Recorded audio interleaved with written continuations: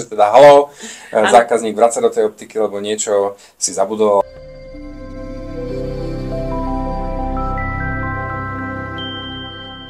Ahoj Radka. Čau, dnes o funkciách. Je toho naozaj veľa a hlavne ten počet funkcií je znásobený tým, že každému viem tú funkciu do nejakej miery upraviť na mieru.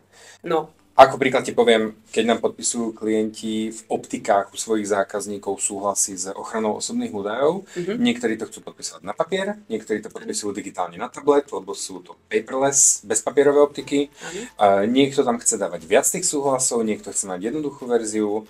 My toto všetko dokážeme do nejakej miery samozrejme spracovať, takže to je naozaj len vlastne na vysvetlenie toho, že jedna funkcia a x nastavení nám vytvára neskutočný počet kombinácií, čo sa v tom sa dá. To je GDPR len špička ľadovca, hej. Najskôr tá optika musí zvládnuť ten sklad, ten predaj, tú odbornú prácu, vyšetrenia zraku, musí mať prehľad ten optik o histórii toho klienta, aby to bolo dostupné, o tých jeho anamnézach, o tých jeho problémoch.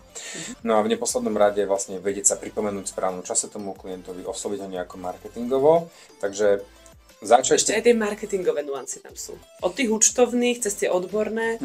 Teraz sme už pri marketingu, posiela to dokonca aj SMS-ky, keď máš meniny, narodeniny, pripomínaš. Pripomína sa ten ty sám, že teda haló, zákazník vracia do tej optiky, lebo niečo si zabudol a blíži sa expirácia tvojho roztoku na kontaktné šošovky. Nemyslíš vážne? Je tam toho naozaj veľa.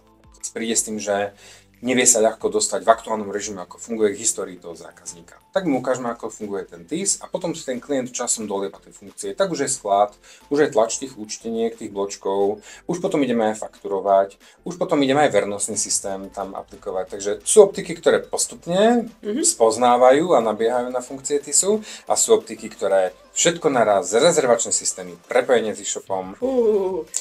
Chvíľku potrvá, kým si ten klient zvykne. My ho na to pripravujeme, tá zmena nie je ľahká, ale po veľmi krátkej dobe ten klient pochopí, že to stalo za to. A my sa aj tešíme, lebo vlastne za celú tú našu históriu nám odišli vlastne z TISu iba 2 klienti, čo je štatisticky také číslo, že to považujeme za štatistickú odchýlku, dá sa povedať. Takže sme radi. Ďakujem pekne. Ďakujem aj ja.